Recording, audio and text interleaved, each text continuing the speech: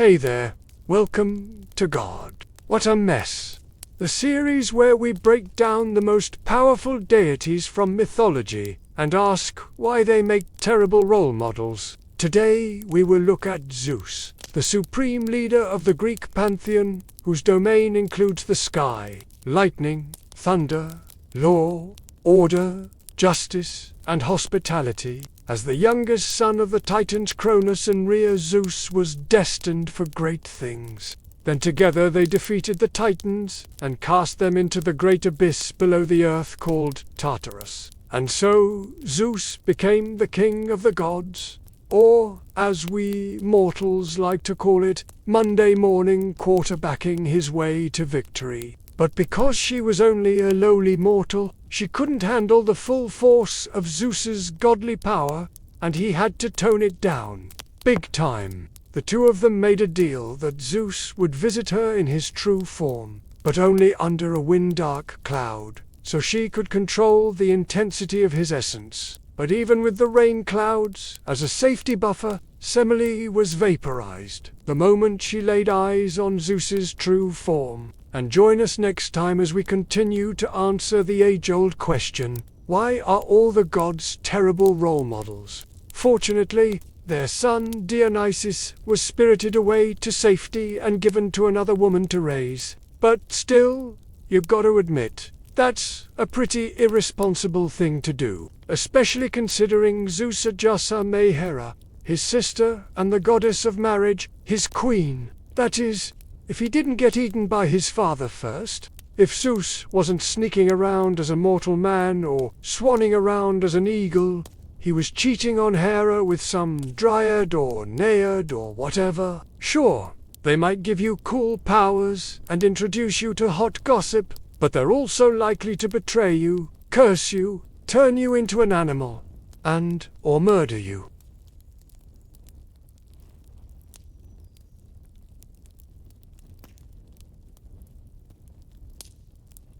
Sometimes she was vindictive, like when she drove King Lycaon's son, who had offended her, insane, and then turned him into a wolf. Other times, she was just embarrassed, like when she turned a beautiful eye into a cow to hide her from Zeus.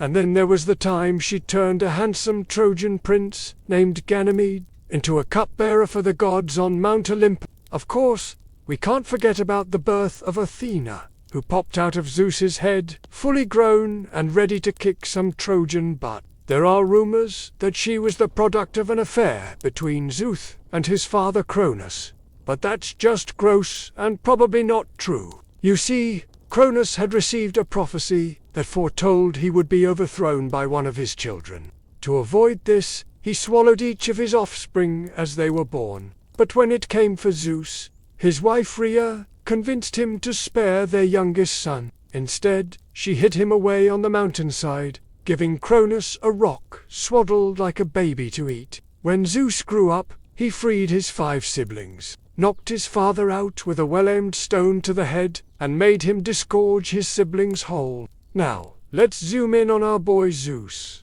He does have a lot on his plate, ruling the cosmos and all, so when he wasn't busy keeping order in the universe, or dispensing justice to mortals, he liked to let off some steam by having affairs with both goddesses and mortals.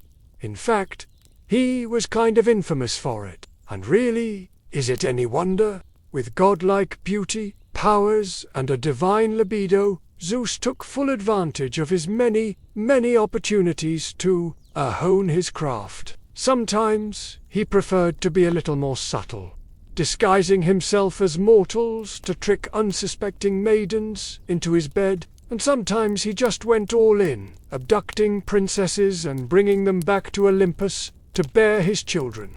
Either way, he had quite the harem, and while most of these trysts resulted in demigod offspring who went on to do great things, others weren't so lucky. For example, there was the time Zeus seduced a woman named Semele, who was the mortal mother of Dionysus, the god of wine. And while the two of them did have their struggles, their relationship was pretty solid overall. In fact, if there's anything we've learned from all of these myths, It's that family doesn't matter. Well, that's it for today. Don't forget to like and subscribe if you haven't already. So, if you're familiar with the mythology, we don't really need to tell you that Zeus was kind of a problem. The dude had enough affairs to make Aphrodite blush, and enough anger issues to put Ares to shame. See, after his father, Cronus, was overthrown and the gods were freed from their Titan jail, they held a vote to decide how the universe should be run.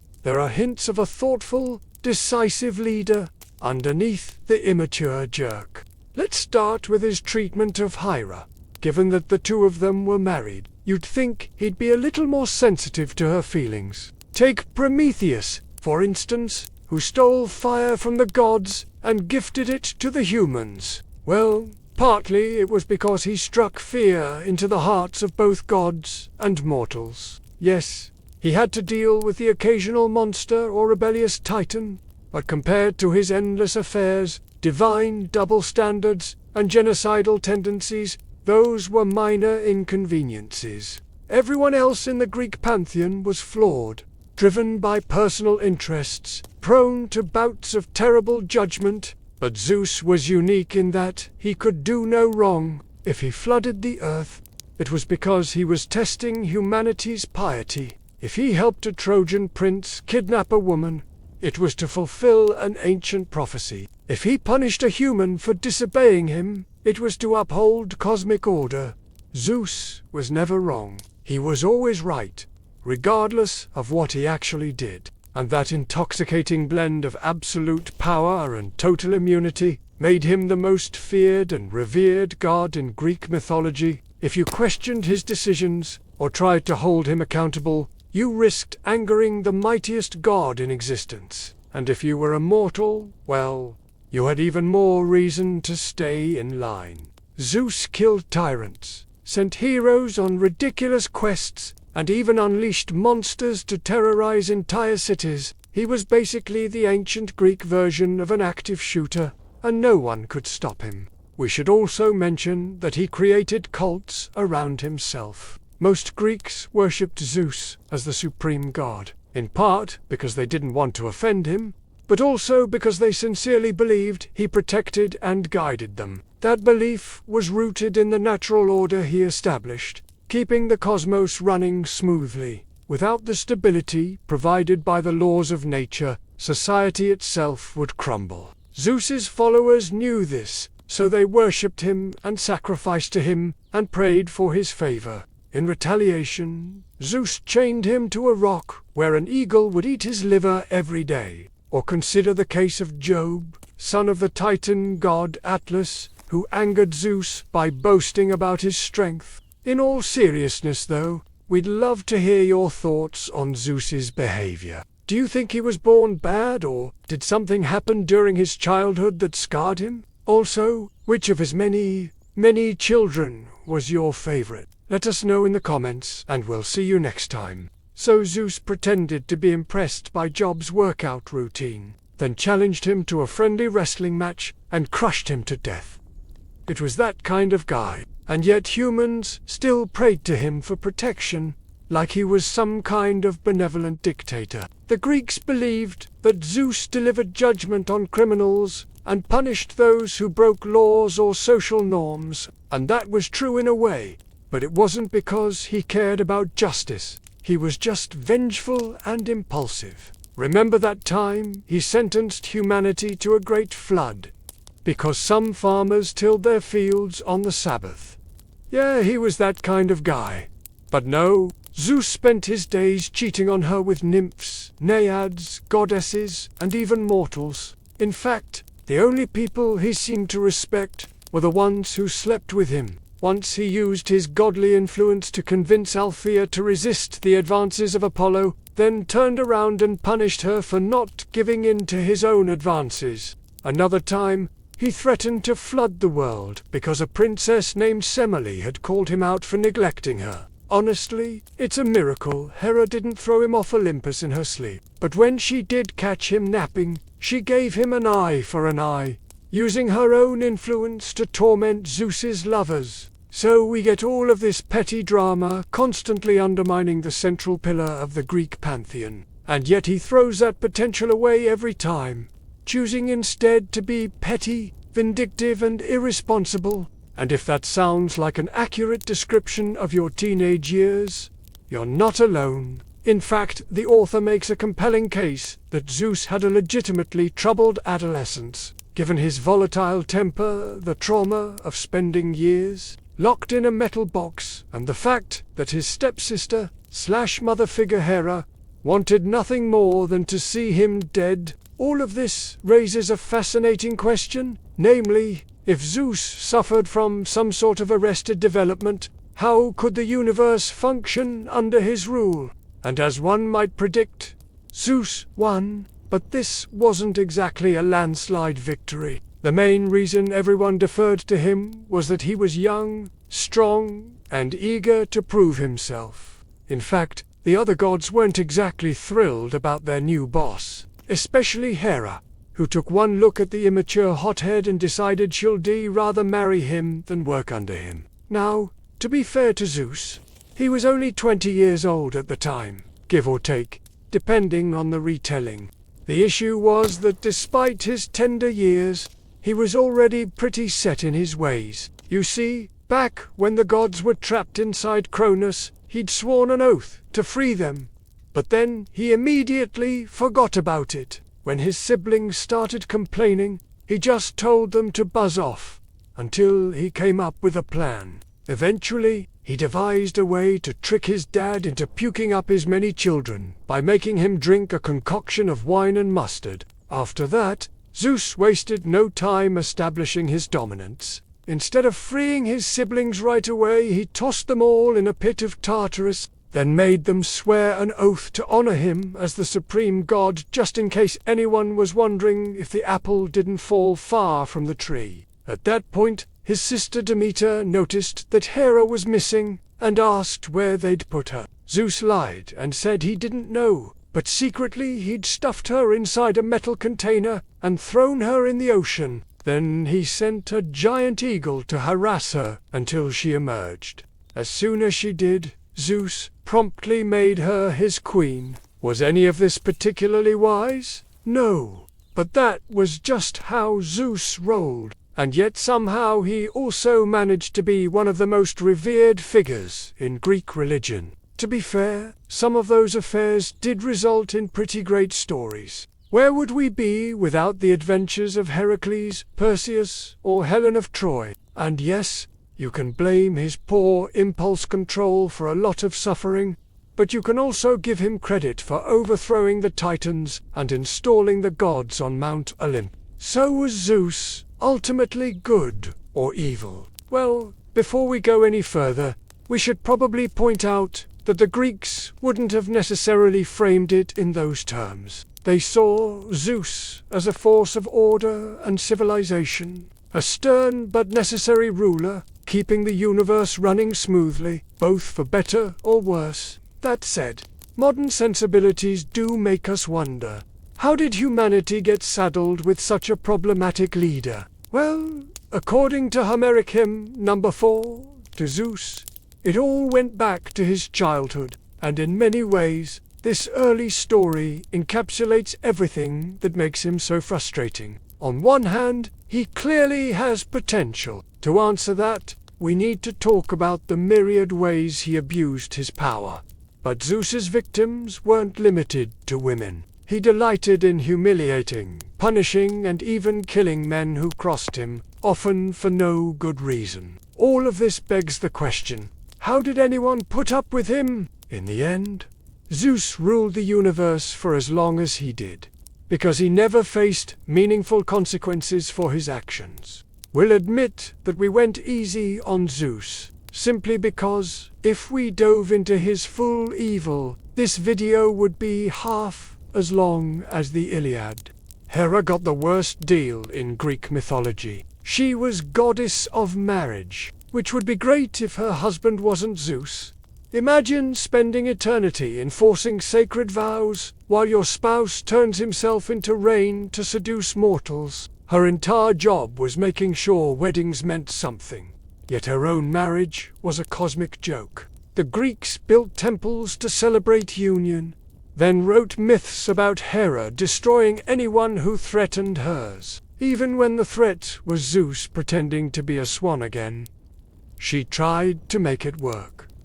When Zeus cheated with Io, Hera didn't just smite her. It didn't work, obviously. Zeus beat Typhon, then probably cheated again to celebrate.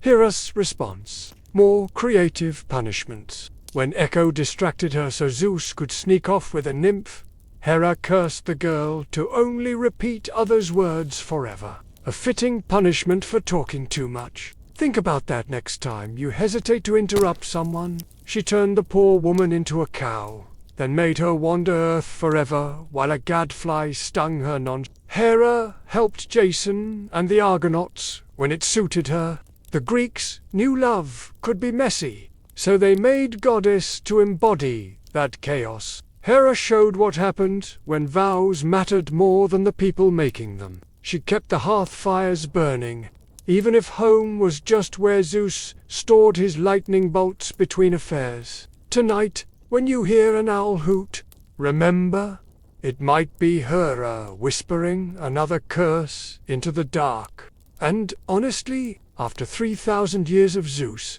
no one could blame her. Zeus ruled the sky, but needed her approval for anything domestic. Her priests knew the rituals had to be perfect, because Hera noticed flaws. One guy forgot her in a sacrifice, so she sent a plague. Another favored a rival goddess, so she turned his daughters into cackling The message was clear.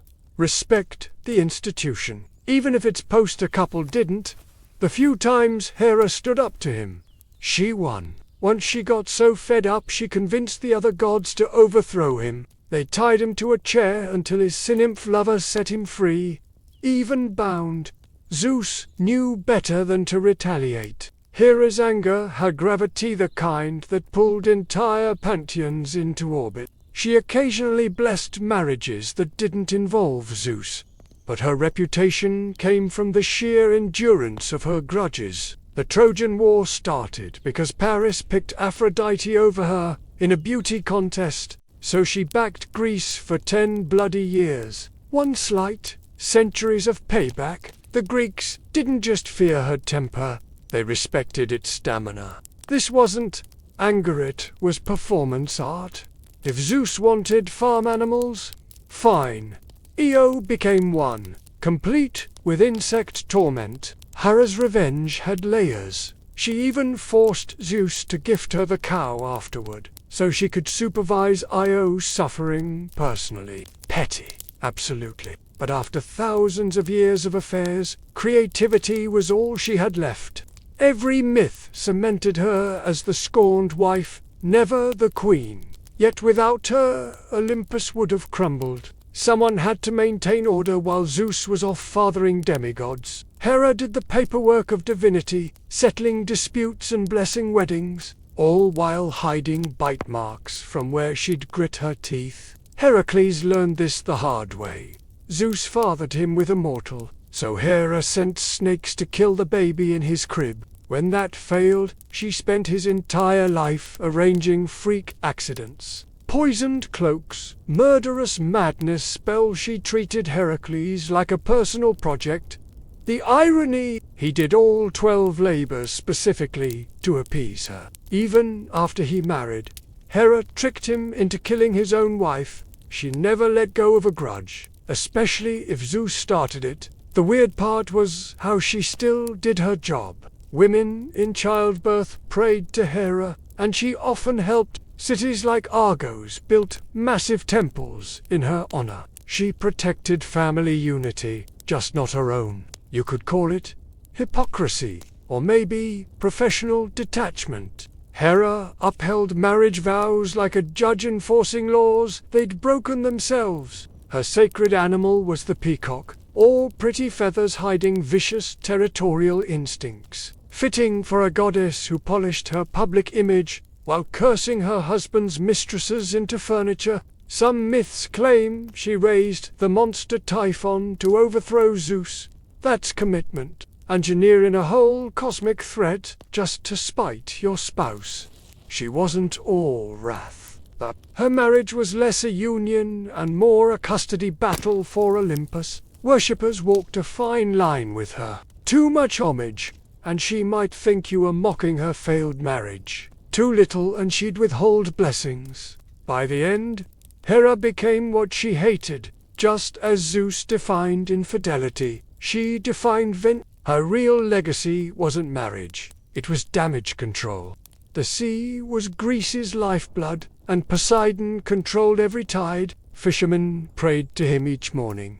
Merchants bowed to his trident, and entire cities hoped he wouldn't wake up cranky. He wasn't just moody, he was unpredictably so, like a storm you didn't see coming until your ship was already upside down. He invented horses, sure beautiful creatures that carried heroes into battle. He also invented sea monsters when irritated. King Minos forgot to sacrifice a white bull Poseidon sent him. So what happened? Poseidon shook the ground, when bored, when angry, or sometimes just to see what would happen. Some say he struck a rock with his trident, and the first stallion sprang forth. Others claim he shaped them from waves. Either way, the connection made little sense unless you consider his personality. Horses were powerful, temperamental, and stunningly unpredictable. Much like him, the ancient equivalent of kicking a vending machine,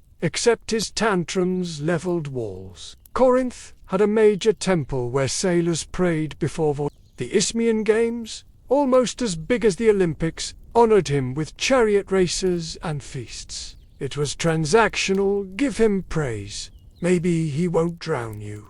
Nobody pretended it was love. They knew the rules, respect the sea's power, or regret it. The Greeks called him Earthshaker. For good reason. He treated tectonic plates like drums. He blessed ports with trade and cursed them with hurricanes. That's the thing with him, actions didn't need logic, just wit. Fishermen depended on him daily, knowing full well their fate hinged on whether he'd had his morning wine. Sailors whispered prayers, not out of devotion, but because they knew the alternative. Poseidon didn't want love, he wanted acknowledgement that his temper could erase coastlines before lunch. The next time you hear waves crash, remember, that's not the ocean.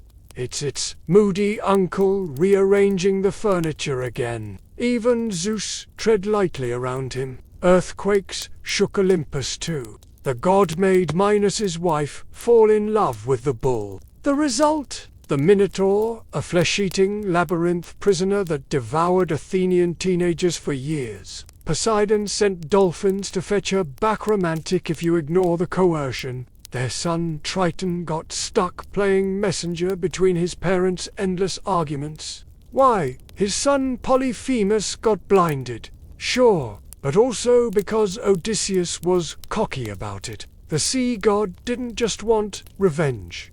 He wanted suffering to be slow. Every time Odysseus neared land, Poseidon wrecked his ships again. The message was clear.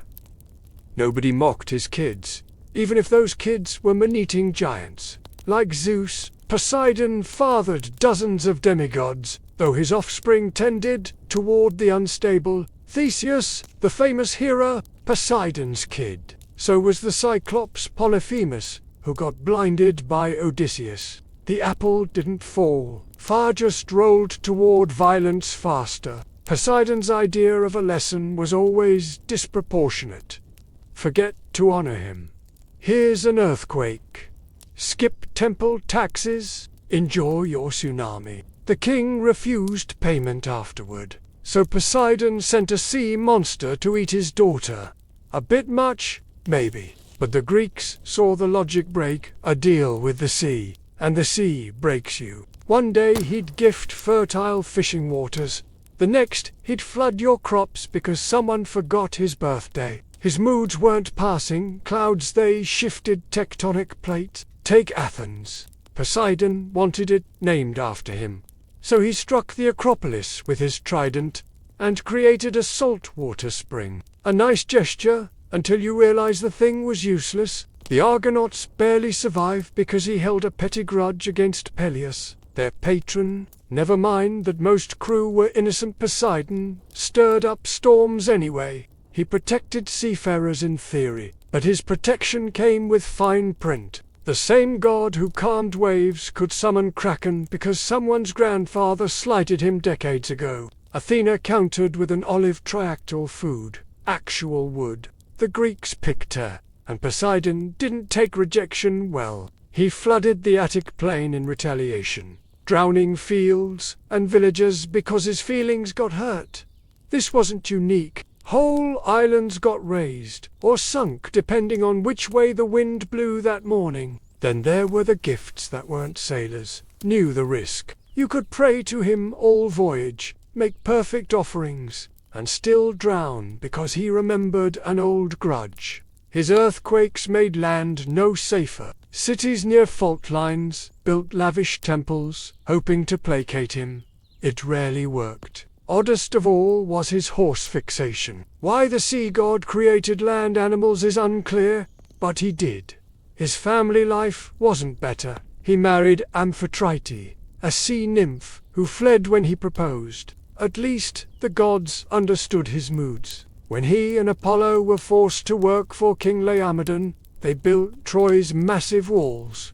His grudges outlived generations. Odysseus took 10 years to get home, partly because Poseidon hated him. Despite this, coastal cities worshipped him enthusiastically. Poseidon embodied the oceans, duality, life-giver and destroyer in one salty package. When Persephone was abducted, Poseidon helped Hades by creating the first seahorse to distract Demeter.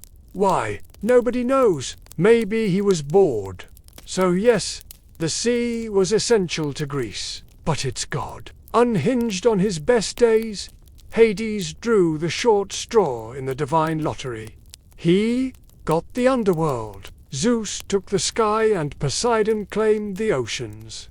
Not that he complained. Someone had to manage the dead, and Hades accepted the job with the resignation of a middle manager stuck with the night shift. Hades had to sort souls into districts like some supernatural urban planner. Unlike the other gods' pets, Cerberus had a practical job, keeping souls from leaving. He wasn't a cute companion, he was security with teeth, snapping at shades who thought they could sneak back to the living. When she left, he went back to scowling at paperwork.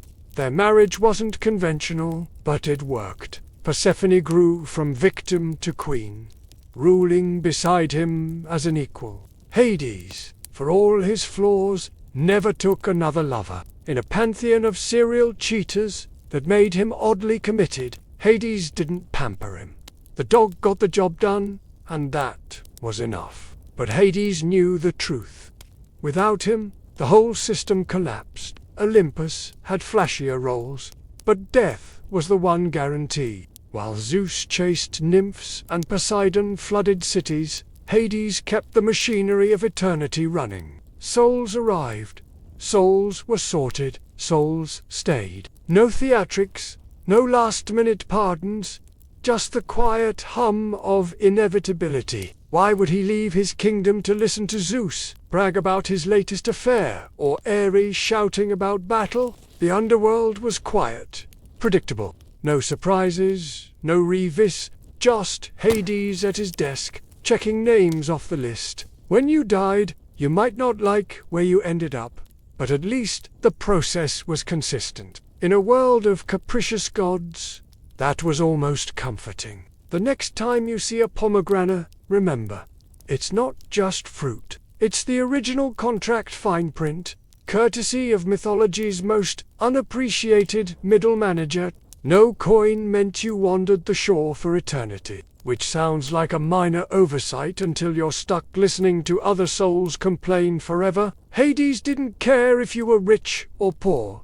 You didn't have the fare, you didn't cross. He ran the afterlife like a toll road, and everyone paid the same rate. Souls arrived, got processed, and stayed where they belonged. No surprises, no drama, just the steady rhythm of eternity. When Orpheus came begging for Eurydice's return, Hades agreed, with one condition.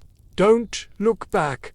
It wasn't vindictiveness, it was a test of trust. Orpheus failed, and Hades didn't give second chances. Rules were rules. Their relationship was strictly professional, which says a lot about Hades' management style. Heroes went to Elysium. The rest wandered Asphodel's meadows forever. And truly terrible people got Tartaros, an underground prison where punishments fit the crimes.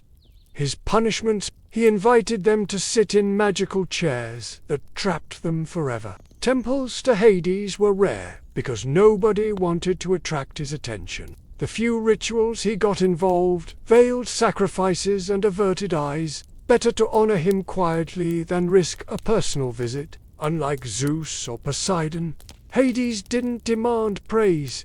He just expected you to follow the rules. Die properly, pay Charon, and don't cause trouble. Simple.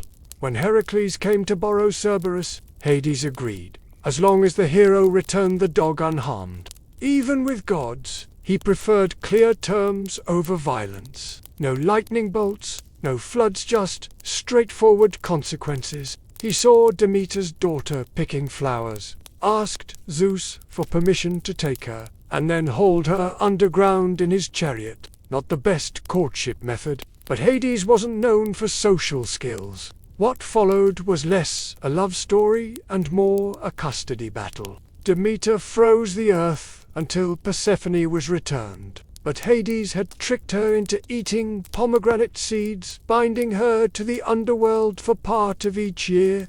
The result? The first mythological time. Sisyphus rolled his boulder there. Tantalus strained for unreachable fruit. And Ixion spun on his flaming wheel. Hades didn't devise these torments. He just enforced them. His job was less about judging and more about making sure the system ran smoothly. No overtime pay, no weekends off, just eternity's paperwork piling up. His realm wasn't hell so much as an eternal DMV, where souls waited in lines that never moved. The Greeks feared him not because he was cruel, but because he was efficient. Death didn't negotiate, and neither did he. The underworld wasn't one size fits all. Then there was Cerberus, his three-headed guard dog. His most infamous act was abducting Persephone. But even that was more bureaucratic than romantic. Persephone's arrival changed things. Suddenly, the underworld had seasons. When she was there, Hades loosened up myths, even show him smiling once or twice. He avoided Olympus as much as possible. Money was serious business down there. Greeks buried coins with the dead to pay Charon, the ferryman. Heroes gave him the most trouble. Theseus and Pirithous once tried to kidnap Persephonia. Move so stupid even Hades was impressed. Worship was minimal, which suited him fine. The other gods underestimated him. They called his realm gloomy, his job depressing. His real legacy wasn't fear. It was reliability. The Greeks knew the underworld would always be there, exactly as advertised. Athena didn't just have wisdom, she weaponized it. Born fully formed from Zeus's splitting headache after he swallowed her pregnant mother, she entered the world, armored and ready for war. When Poseidon assaulted Medusa in her temple, Athena's solution wasn't justice, it was damage control. When he blinded her nephew Polyphemus, she didn't intervene. When he angered Poseidon, she let storms batter his ships. Athena planted an olive tree, functional, renewable, boring. During the Trojan War, she backed the Greeks but avoided direct combat. She helped Perseus behead Medusa but didn't mention the Gorgon's origins. She guided Heracles through labors, but let Hera's madness destroy his family first. Heroes got just enough aid to succeed, never enough to question why they needed it. When Hephaestus once chased her, she wiped his semen off her leg with woolet, landed on Earth, and birthed Erichthonius, a half-snake king. She sided with Orestes after he murdered his mother, arguing paternal lineage mattered more than maternal bonds. The Furies, ancient goddesses of vengeance, demanded punishment, Athena brokered a deal. They'd get a shrine in Athens if they stood down. Problem solved, harmony restored, and her city gained divine protectors. Everyone won, except the dead woman. Even accidental motherhood became a political tool. She raised the boy in secret, then placed him on Athens' throne.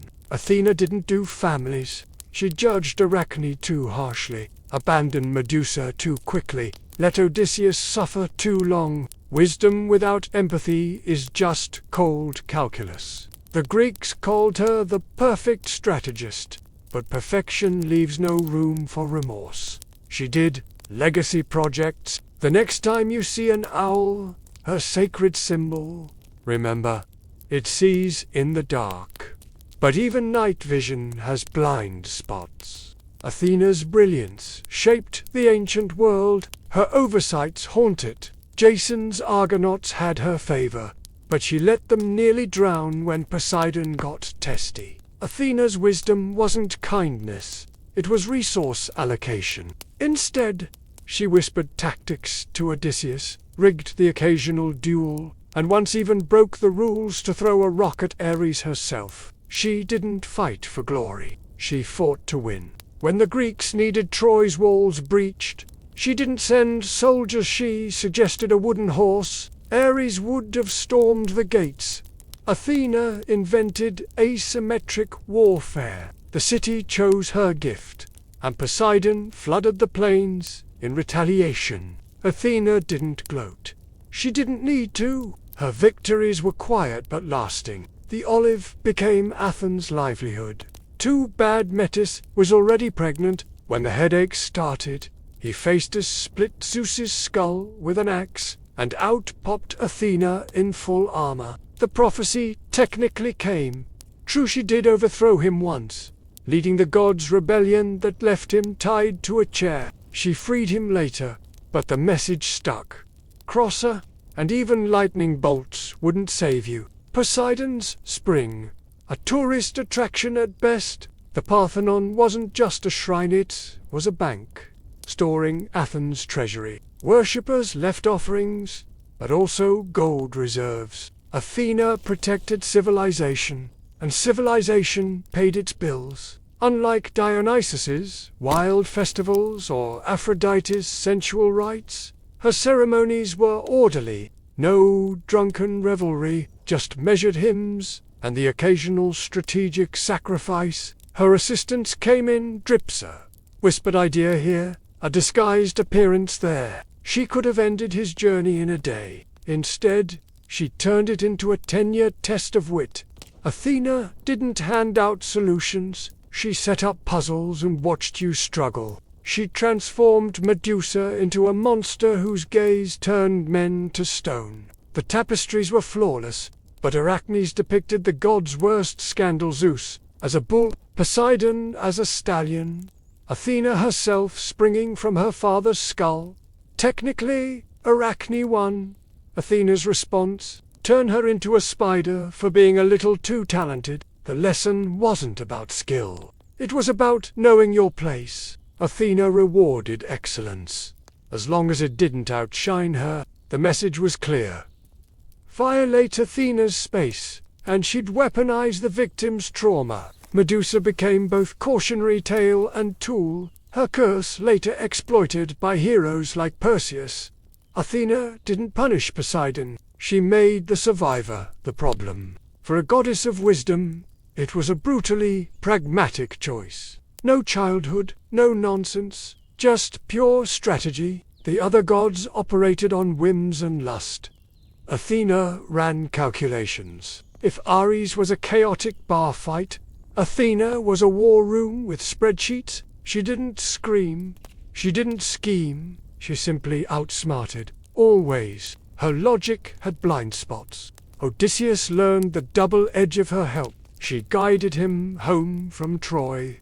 Yes, but also extended his suffering. Weaving revealed her pettiness. Arachne, a mortal, dared to challenge her to a contest. Her rivalry with Poseidon defined Athens. He struck the Acropolis with his trident. creating a saltwater spring. Useless, but dramatic. War was her chessboard. While Ares reveled in bloodshed, Athena planned campaigns. Her mentorship had conditions. Even her birth was a power move. Zeus swallowed Metis to avoid a prophecy about being overthrown by his child. Her temples reflected her priorities. She had no consort, no children. Romance would have been a distraction. Her justice wasn't fair, it was efficient. Athena's flaw was her certainty. She never doubted, never hesitated. That's why her rare mistakes stung so much. So yes, she outsmarted everyone, including herself. Ares never met a fight he didn't like. While Athena planned campaigns and calculated risks, he just swung his sword and hoped for the best. The Greeks called him the god of war, but really, he was the god of bad decisions made at full volume. His idea of tactics was having more muscles than the opposition. During the Trojan War, he fought for the Trojans until Diomedes stabbed him with Athena's help. His response, roaring so loud it sounded like 10,000 men dying. Then he ran back to Olympus crying to Zeus, who told him to stop whining. Even in myth, nobody took him seriously. When Cadmus killed Ares' sacred dragon, the god cursed him to wander until he turned into a snake. Not immediately, though Gust, after Cadmus, had built a kingdom and suffered for years. Ares' revenge was slow, pointless, and weird. Classic him. Even his curses lacked efficiency. His battle strategy amounted to screaming louder than the other guy. Once, 2 giants trapped him in a bronze jar for 13 months until Hermes rescued him. Warriors prayed to Athena for clever plans, to Zeus for strength, but to Ares, he was everything they disliked. Loud and bad at winning. Next time you hear someone shouting before thinking, remember. That's not passion, it's just Ares' legacy, alive and well. The next time you see a fight that could have been avoided with basic common sense, smile. That's not human nature. That's Ares, god of poor life choices, still inspiring people to charge headfirst into walls. Some myths never die, only if they wanted mindless rage. Even his sacred animals were vicious for no reason. The vulture, the dog, the boar. Even mythology knew he needed a rebrand. The Greeks left him as he was a cautionary tale in divine form. War without strategy is just noise, and Ares was the loudest noise of all. Creatures that attacked first and never asked questions.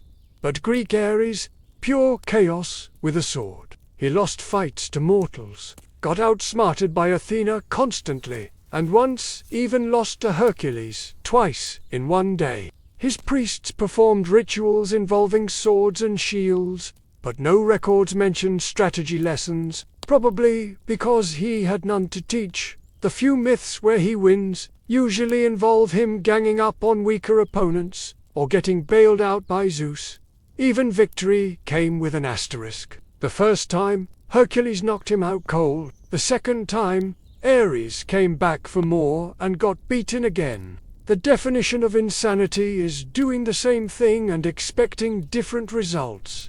13 months, nobody missed him. Hephaestus probably welded the lid shut himself. Ares' greatest humiliation wasn't defeated, was how little anyone cared when he disappeared. During the Trojan War, she knocked him out with a well-thrown rock. Not a magical boulder, just a regular rock to the face. The god of war, floored by a pebble. Homer describes him crashing to the ground like a tower collapsing, which is poetic, for everyone laughed. They thought they were being sneaky until Hephaestus crafted an invisible net that trapped them mid. The other gods got front row seats to the spectacle. Apollo asked Hermes if he'd trade places with Ares, and Hermes said yes without hesitation. That's how you know you've hit rock bottom, when the god of thieves thinks your love life is a good deal. Zeus once called him the most hateful of all the gods. which says a lot coming from a guy who turned into animals to cheat on his wife.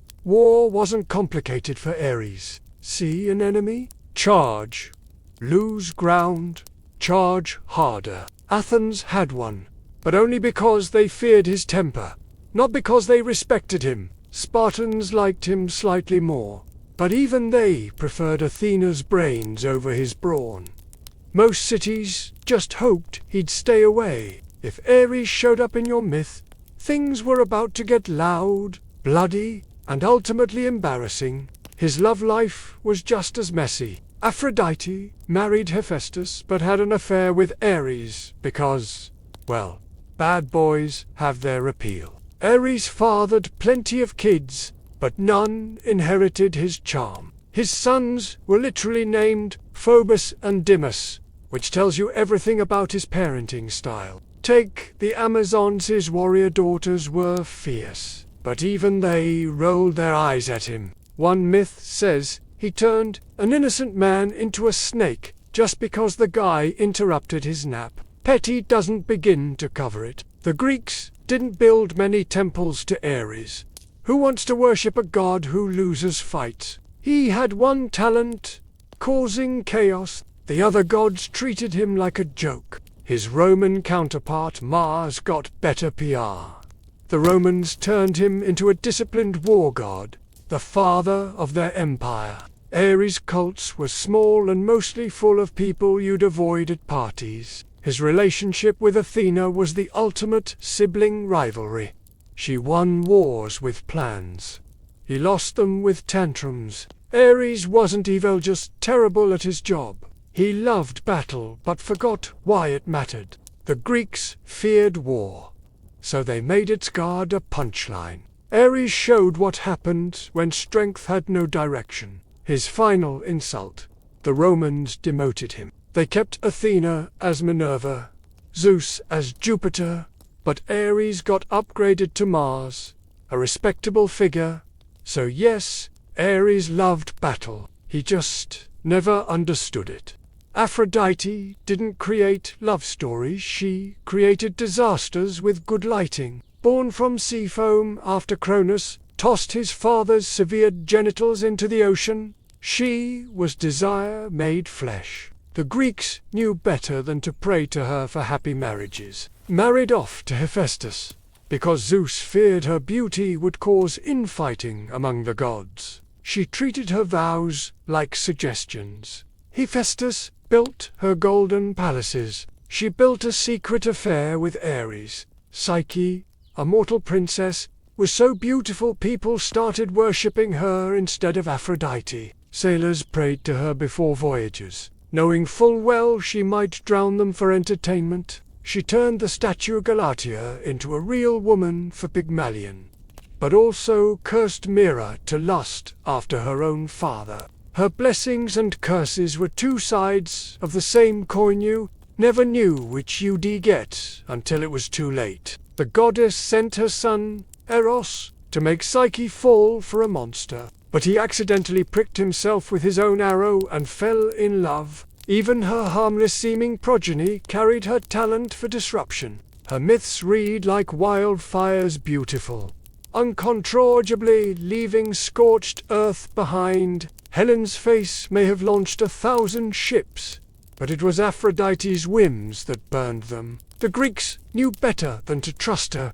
She didn't bring flowers, she brought the knife that cut them, and the hand that held it never yours. Aphrodite then tortured Psyche with impossible tasks, sorting mountains of mixed grains, stealing golden wool from man-eating sheep, fetching water from the river Styx. A single glance could make enemies fall in love with each other or kings abandon their thrones for not for romance, but for the madness that made soldiers charge into certain death. Love and battle were the same to her. Chaotic, bloody, and over too soon. She once made Zeus lust after mortal women, just to distract him from interfering in her schemes. Even the king of gods wasn't immune to her power. He just had better PR. Each challenge should have killed her. When Psyche succeeded anyway, Aphrodite finally relented, but only because Zeus intervened. Even happy endings came with strings attached. At her temple in Cyprus, worshippers had to bathe in the sea before approaching her altar for purity. But because she enjoyed watching people struggle with wet clothes, everything with her was a test, often one you didn't know you were taking. They thought they were being subtle until Hephaestus forged an invisible net that trapped them mid-im. The other gods gathered to laugh while the couple struggled naked in the golden threads. Apollo asked Hermes if he'd trade places with Ares, and Hermes said yes, immediately. The next time you feel sudden, irrational attraction, check for doves circling overhead. That's not romance, it's Aphrodite rolling the dice again, and the house always wins. Her gift wasn't happiness. It was the certainty that desire would ruin someone. And the question was just who. Even divine adultery became a punchline under Aphrodite's influence. She specialized in the kind of passion that started with a kiss and ended with cities burning. Her beauty wasn't a gift, it was a hazard warning. The Trojan War proved how she operated. When Paris had to choose the fairest goddess between Hera, Athena, and Aphrodite, each offered bribes. Hera promised power, Athena offered wisdom, and Aphrodite, she dangled Helen, the most beautiful mortal alive. Never mind that Helen was already married to Medea. When Hippolytus rejected her worship to follow Artemis, Aphrodite made his stepmother Phaedra fall desperately in love with him. When Hippolytus refused her, Phaedra falsely accused him of rape and hanged herself. Hippolytus got dragged to death by his own horses. Aphrodite's response to rejection wasn't pouting, it was collateral damage. Aphrodite's solution was simple: steal her. The resulting war lasted 10 years, killed thousands, and leveled Troy. All because Aphrodite wanted to win a stupid contest. Romance under her watch wasn't candlelit dinners. Her own love life was just as messy. She didn't just break hearts, she weaponized them. Her jealousy knew no bounds. Cities learned to fear her favor. Corinth had a temple where sacred prostitutes served her cult. Her children inherited her chaos. Eros caused irrational crushes wherever he flew. Hermaphroditus merged with a nymph to become the first intersex deity. Priapus walked around with a permanent erection. Unlike other gods, Aphrodite didn't need armies to enforce her will. Her rituals were as unpredictable as she was. Some festivals involved doves and roses, others descended into orgies. The Spartans understood her best. They worshipped her as Aphrodite, Area, Aphrodite of war. Her Roman counterpart Venus got whitewashed into a demure goddess of marriage. But Greek Aphrodite? She never pretended to care about stability. So yes, she embodied love. Just not the kind you'd want. Even her birth was a warning. Foam on the waves, a glistening illusion, something beautiful rising from violence. Hephaestus was the only god who punched a clock. While the others lounged on Olympus, he kept the fires burning in his workshop, hammering out thunderbolts for Zeus and armor for Achilles. His hands built everything worth having in the divine world, yet his name rarely came up unless something needed fixing. The Greeks knew him as the god of blacksmiths, but really, he was the god of being taken for granted. His origin story set the tone. Born with a limp, he was tossed off Olympus. As a baby, Hera couldn't stand the sight of him. He made Achilles' armor so perfect it seemed alive, with scenes of cities and stars moving across its surface. He forged Hercules' bronze clappers to scare off mythical birds, and Athena once borrowed his workshop to create her own weapons.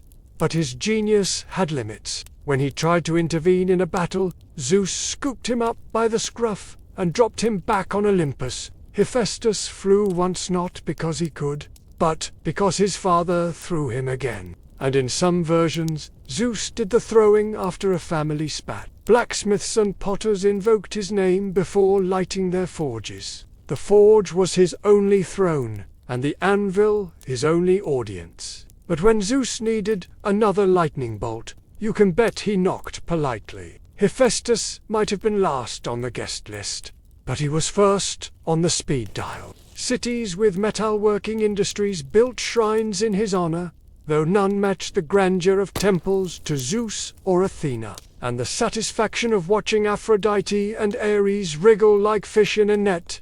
The other gods got worship, Hephaestus got work. The next time you tighten a screw or patch a leak, smile, you're channeling the divine artisan who proved craftsmanship outlasts charm.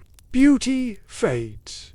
Gold tarnishes, but a perfectly balanced axe, that's forever. And in the end, that was the only thing he truly controlled. His cults were practical, focused on the daily grind rather than grand ceremonies. Votive offerings included tiny hammers and anvils, left by craftsmen hoping for steady hands and good sales. His workshop produced Zeus's lightning bolts, Poseidon's trident, Athena's spear, and Artemis's silver bow. When Dionysus was welcomed to Olympus, he hosted the party. When heroes needed impossible weapons, he delivered. He even helped Zeus give birth to Athena, splitting his skull open with an axe. When the headaches became unbearable, Hephaestus wasn't weak, he was indispensable. Without him, Olympus would have collapsed. The gods needed his skills too much to exile him again,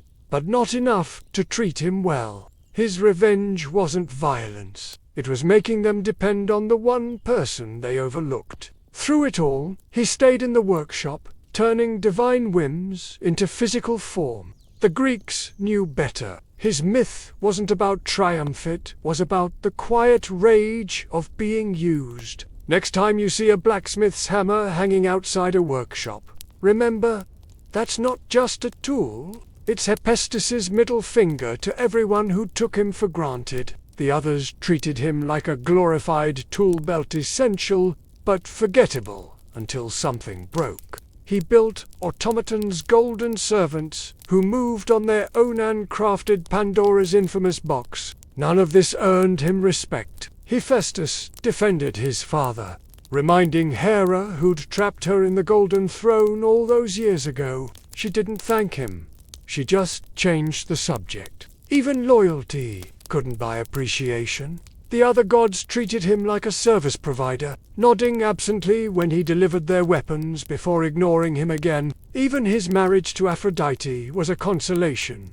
Zeus arranged it to prevent infighting over her, not because anyone thought they'd be happy. Hephaestus landed in the ocean, where Thetis raised him among mortals. He didn't start a fight or throw a tantrum.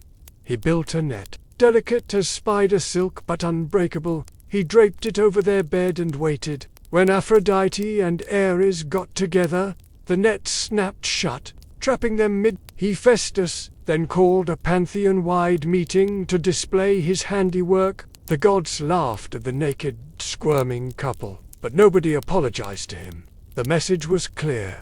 Even his victories were entertainment. He grew up learning metalwork, turning his exile into an education. When he finally returned to Olympus, it wasn't through forgiveness. He sent Hera a golden throne as a peace offering. The moment she sat down, invisible chains trapped her. The gods begged him to free her, and he agreed on one condition. They had to let him back in, not as a pity case, but as an equal. Once reinstated, Hephaestus became the Pantheon's handyman. Aphrodite's affair with Ares was inevitable, but Hephaestus's revenge was legendary. His craftsmanship bordered on sorcery. Mortal artisans loved him. Hephaestus knew his place. His final insult came from his own mother. During a feud with Zeus, Hera sided with Poseidon against him. Myths painted him as pitiable, but they missed the point. Modern versions soften his story, turning him into a quirky inventor. He never got love. He got leverage, and in a world where gods acted like spoiled royals, that was the closest thing to power he could have. His legacy wasn't in temples or poetry. It was in the weight of a well-made sword, the gleam of a fitted shield. So yes, he built Olympus. But his real creation was the uncomfortable truth that even gods need someone to fix their messes. Hermes was born at dawn and stealing by noon. The baby god crawled out of his cradle, found Apollo's sacred cattle, and made them walk backward to confuse their tracks. He talked circles around the sun god instead, mixing half-truths with flattery until Apollo forgot why he was angry. By the end of the conversation, Apollo got the lyre and Hermes got away clean. Zeus, watching from Olympus, wasn't even mad. He just assigned his son a new job: divine messenger and full-time problem solver.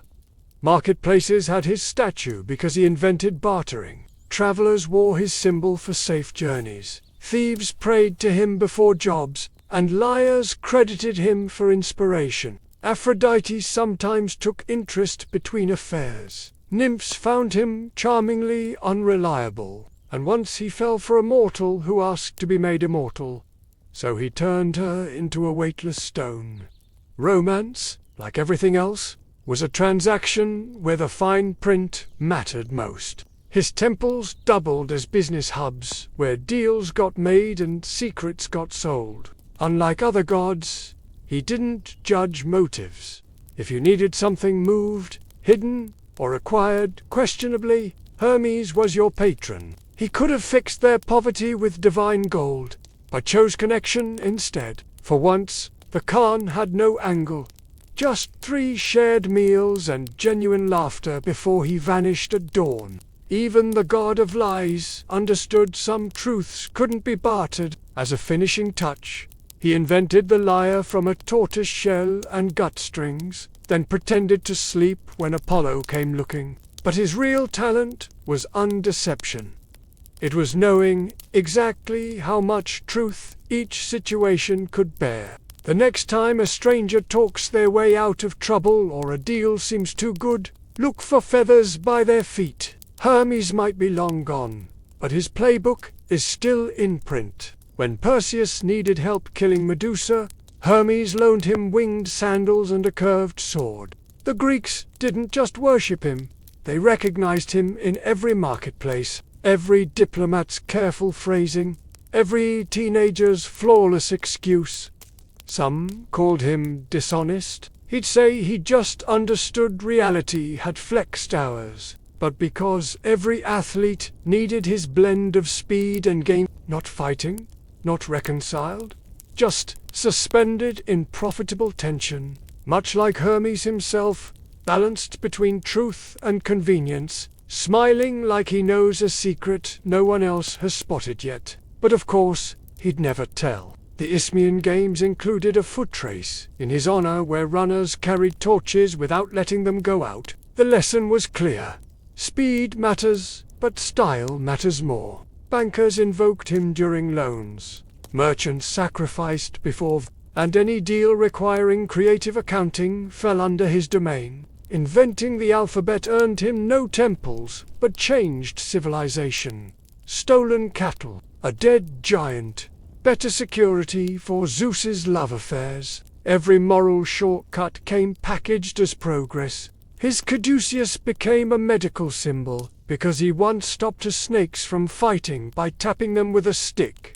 The first recorded conflict resolution in mythology. Even his trickery had purpose. When the gods sent Pandora to humanity with her infamous box, Hermes gifted her curiosity. Without it, hope stays locked inside forever. Greeks saw him as quick. Romans made him the guard of capitalism's grey areas. When Odysseus faced Circe's magic, Hermes handed him a magic herb. His assistants always came with a wink, as if they both knew the rules were flexible. Other gods gave blessings. Hermes gave loopholes. This wasn't just clever. It was pathological. Most newborns cry for milk, but even this solemn duty had his signature style. He didn't lead mourners through grief. He fast-talked ghosts past Cerberus like a celestial bouncer. Some myths say he escorted Persephone back from Hades each spring, trading jokes with his gloomy uncle, while Demeter held her breath up top. Death was inevitable, But Hermes made the trip feel like a sketchy taxi ride. Hermes committed grand theft bovine and launched a music career before lunch. He just omitted key details. During the Trojan War, he helped Priam sneak into Achilles' camp to retrieve Hector's body. Did he mention Achilles might be unstable with grief? Not exactly. When Zeus ordered him to drug the 100-eyed god Argus, Hermes didn't fight. He told boring stories until all 100 eyelids drooped, then struck. Following orders creatively was his brand. When Apollo finally cornered him, the infant god didn't deny it. That became his specialty, fixing messes by making new ones. A psychopomp, he guided souls to the underworld. The gods trusted him because he never lied to them outright. Mortal life loved him for it. His love life followed the same rules. The Romans expanded his resume as Mercury, adding profit margins to his skill set. Oddly, he took some duties seriously. Modern versions paint him as a harmless prankster, but Greeks knew better. His greatest trick was making transgressions seem victimless. Yet cities honored him honestly. At the Olympics, heralds began events with sacrifices at his altar, not just for fair play. In his most revealing myth, he helps an old couple by disguising himself as their long-lost son. So yes, he got away with everything. Fast feet and faster talking will do that. His legacy lives every time someone winks while breaking rules, or when bureaucracy gets creative with the facts. The caduceus remains his symbol. Two snakes twisting around a staff, forever in negotiation. Demeter taught the world a simple lesson. You don't mess with a mother-est child. When Hades kidnapped Persephone, she didn't just cry or complain. She turned the entire earth into a frozen wasteland. Crops failed overnight. Trees shed their leaves in summer. Livestock starved where they stood. It wasn't grief, it was a calculated strike. The goddess of the harvest knew exactly which lever to pull to get Olympus's attention. Initiates reenacted Persephone's abduction in secret rituals, promising rebirth. When a boy named Ascalabus laughed at her gulping down a drink during her search, she turned him into a lizard. When King Ariston cut down her sacred grove for firewood, she cursed him with endless hunger. He ate through his fortune, then his own limbs, then finally devoured himself. Her punishments were slow, inevitable, like winter creeping over farmland. Tell that to the farmers whispering prayers before planting, or the poets describing autumn as Demeter's sigh. Beneath every seed is the old threat that life continues, only if she allows it, not out of kindness, but because even the angriest mother knows the world still needs feeding. Some truths don't need facts. The harvest will fail. The child will leave. Winter comes, no matter how hard you beg. And if you're very, very lucky, spring does too. Details are scarce. The penalty for spilling secrets was death, but we know participants drank barley water mixed with mint. Demeter's rage pointed upward.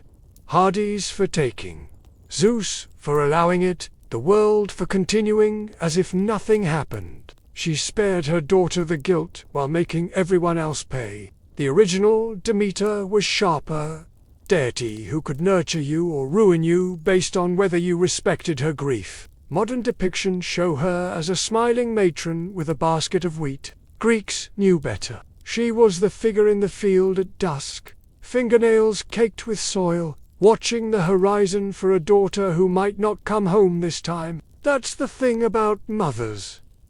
They'll burn the world before blaming their child. It wasn't about spectacle. It was about understanding that life springs from loss, that barren fields eventually bear fruit again. Was the grain moldy? Had someone skipped the spring festival? A Thessalian town once forgot her worship entirely. She buried their fields in salt overnight. They didn't forget again. You didn't have to love Demeter.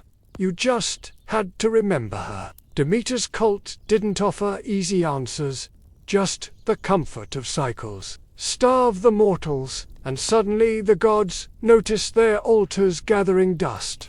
The search took her across Greece, disguised as an old woman. No one recognized the ragged beggar as the life-giver of the world. She served as a nurse in one king's household, testing humanity's kindness while plotting her next move, when the queen secretly spied on Demeter, bathing her baby son in fire to make him immortal as one did. The goddess dropped the nice act. She revealed her true form and burned the child anyway. A warning shot, cross her, and she'd scorch more than just fields. Zeus finally stepped in when the prayers got too loud. Without sacrifices, the gods went hungry too. Typical Olympian priorities: people could starve. But neglected worship was a crisis. He ordered Hades to return Persephone. But the underworld had fine print. Those pomegranate seeds she ate bound her there. The compromise was the first custody arrangement. Half the year with Mom, half with her abduction husband. Demeter accepted, but she made sure the world remembered. When Persephone left each winter, the earth went dormant. When she returned, flowers erupted through frost. The seasons weren't natural cycles, they were a mother's mood ring. Farmers knew better than to take chances. The Thesmophoria festival required women to fast, then parade piglets through fields. The rotting remains later got mixed with seeds for better harvests. Strange, but effective. Temple priests watched the soil like therapists, monitoring a volatile patient. One missed offering, one careless insult, and they'd all pay. Demeter's love fed cities. Her anger buried them. The Eleusinian mysteries built a whole religion around her grief. She had a dark sense of humor. Oddly, she never blamed Persephone. The girl got kidnapped, ate some seeds, and suddenly had two kingdoms fighting over her. Cities learned to read her moods. When locusts swarmed or early frosts hit, priests scrambled to check temple offerings. Her Roman counterpart Ceres got watered down into a generic agriculture goddess. Science now explains seasons with planetary tilt. The next time you bite into an apple, remember that sweetness grew because a grieving goddess struck a deal. Dionysus didn't invite you to the party. He dragged you in by the hair, half divine, half human, entirely unpredictable. He wandered the earth with a crew of satyrs and Maenads women who could go from dancing to dismembering in seconds. Their processions were equal parts festival and riot. Vine-heavy, animal skin-clad performers surged through towns, smashing inhibitions. Along with pottery, participation wasn't optional. Those who resisted found themselves transformed into dolphins or vines. Theatre, his other invention, let mortals pretend to be heroes before stumbling home in the dark. When King Midas foolishly judged a music contest against Apollo, Dionysus turned the mortals' ears donkey-like as punishment. The original Dionysus was darker. His Maenads' female followers could snap at any moment. One myth describes them tearing a herd of cattle apart with their hands, mistaking the beasts for lions. Fathers barred their daughters from Dionysian rites, not out of prudery, but because returnees often came home blood-spattered and babbling. The god of intoxication ensured his friends death bore free. He rewarded true devotion, even as he obliterated detractors, but his joy had claws. The next time you wake up with a pounding headache and hazy memories, check for ivy creeping through your windowsill. The image wasn't decorative. Both vines and big cats can kill you if mishandled, just like his gifts. You don't toast with Dionysus, you survive him. Barely. That's not a hangover, it's the faintest whisper of a god who never really left. His parties still happen every night, in basement bars and rooftop clubs, where people chase liberation at the bottom of a glass. Just remember, Dionysus always pours, but he never guarantees a safe ride home. The Maenads who shredded Pentheus genuinely believed they served divine justice. Dionysus dealt in extreme emotions, but he honored real commitment. Dionysus didn't civilize, he unraveled. Tell that to the person weeping into their third glass of wine or dancing on a table at midnight. Dionysus's power wasn't in the drink itself, but in what it revealed. His wine stripped away civility, exposing the raw nerves beneath. Some found genius there, others found ruin. The god didn't discriminate. He provided the vintage and watched the chaos unfold. Yet later, when Midas begged for relief, Dionysus reversed the curse through a ritual bath. Cruelty wasn't the gold reminders were. Worshipped correctly, and Dionysus might lift the madness. Laugh at him, and you'd wear donkey ears for life. Dionysus didn't care if you woke up enlightened or embarrassed. The point was destabilization. His festivals required masks because he wanted worshippers shedding identities along with clothing. The Dionysia in Athens featured plays, orgies, and public drunkenness supposedly to celebrate life's fleeting joys. Participants traded dignity for escape. Some never fully returned. Greek revelers carried phallic poles.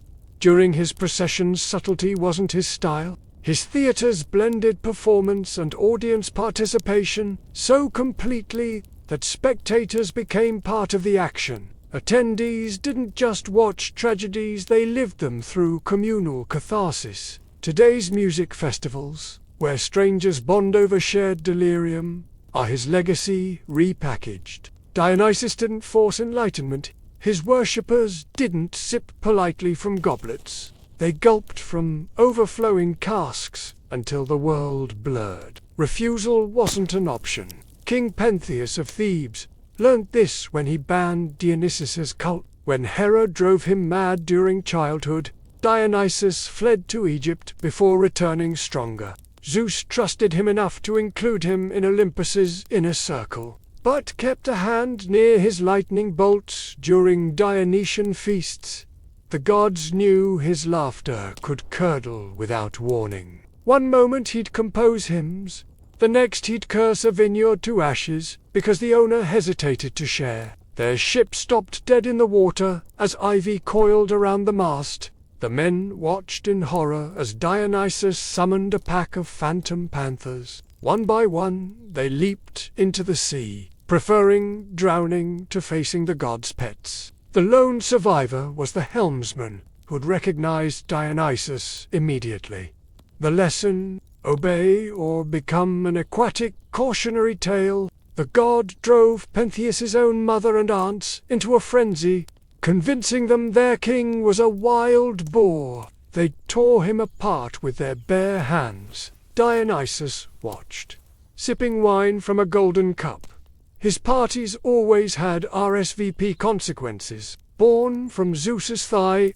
After lightning incinerated his mortal mother, Dionysus entered the world as a walking contradiction. His punishments had flair. When pirates kidnapped him, thinking him a rich mortal boy, he made vines sprout through their ship's deck. The men jumped overboard in terror, becoming dolphins mid-plunge. His revenge wasn't just fatal, it was thematic. Another king mocked Dionysus's effeminate appearance. So the god cursed the palace's women with hallucinations. They ripped apart the king's son, mistaking him for a lion. Dionysus didn't just punish, he directed tragedies in real time, often with the victims' relatives as unwitting performers. The sailor's fate summed up his approach. A crew taunted Dionysus during a voyage, thinking him another drunk vagabond. His gifts cut both ways. Wine could spark poetry or bloodshed, often within the same evening. Despite his whims, he protected society's rejects. The poor, the mad, and the displaced found sanctuary in his cults. His Roman counterpart, Bacchus, got sanitized into a jolly wine deity. Even other gods were wary. Modern parties echo his rituals more than we admit. Nightclubs with pulsing beats and sticky floors. Dionysus invented that vibe.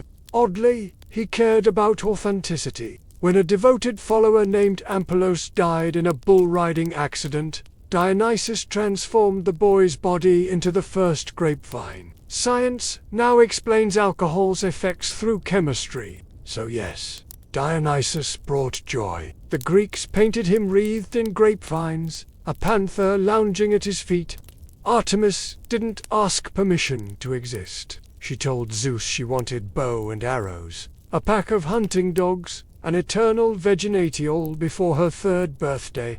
Most kids ask for dolls. Artemis demanded autonomy, and got it. That set the tone for her entire existence. No compromises, no apologies. Animals under her protection couldn't be hunted without consequences. Violations weren't just punished. They were made examples. Actaeon learned this the hard way. When he stumbled upon her bathing, she didn't yell or cover up. She flicked water at him and turned him into a stag. His own hunting dogs tore him apart moments later. She used its light to hunt at night, stalking prey while cities slept. After that, women in labor invoked her name. Though they knew the risk, Artemis might ease the pain or vanish if offended. She valued purity, but also recognized the raw power of creation. The contradiction didn't bother her. Rules were for mortals. Olympus bored her. The Pantheon's dramas were chatter compared to the honesty of the hunt. When she did intervene, it was decisive. She sent the Chaldean boar to punish a king who forgot her in sacrifices. Their queen Hippolyta owned a magical girdle from Artemis, coveted by Hercules for one of his labors. He got it through trickery, not combat, smart man. Facing Amazons was dangerous. Facing Artemis directly was suicidal. No gold statues or elaborate rituals, just silence and the occasional sacrificed hind. Original Artemis would have scoffed. Domesticity wasn't her style. She belonged to the untamed thickets, where paths disappeared undergrowth. Civilization's borders ended where her influence began. She preferred offerings left where animals could take them. Worship required acknowledging her rules, not begging for favors. Tell that to the hiker who swears something watched them from the tree's last full moon. The next time you hear branches crack in the dark, stand very still. Artemis might be deciding whether you're prey. Artemis's legacy lingers in that prickle on your neck when woods go quiet too suddenly. She wasn't just the hunt, she was the moment before the arrow flies, when everything hangs in balance.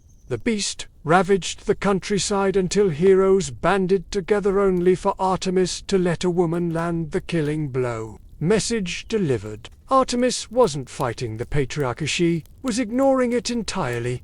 Men simply weren't relevant to her existence. She defended women because they were hers, not out of solidarity. Her independence wasn't political, it was absolute. Where Apollo's sun brought clarity, her moonlight revealed what lurked just beyond sight. Artemis ripped open the earth to create an underground spring so Arethusa could escape. Alpheus's waters still try merging with hers today, but the spring remains just out of reach. Artemis didn't protect women out of kindness, she did it because she could. Consent wasn't negotiable in her world. The bow never missed.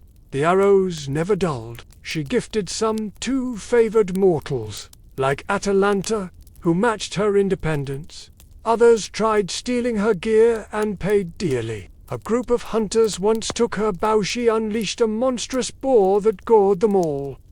Artemis didn't need weapons to kill. She just liked the efficiency. Night travelers prayed to her, not for warmth, but for survival. Young girls brought toys to her temples before marriage, symbolically leaving childhood behind. Bears roamed sacred groves as her chosen animal creatures, powerful enough to kill, but reclusive enough to avoid crowds. Initiates in Broran danced as Shabas, mimicking her wildness within careful rituals. Even in worship, Artemis demanded space. A single silver arrow could mean dinner or death, depending on her mood.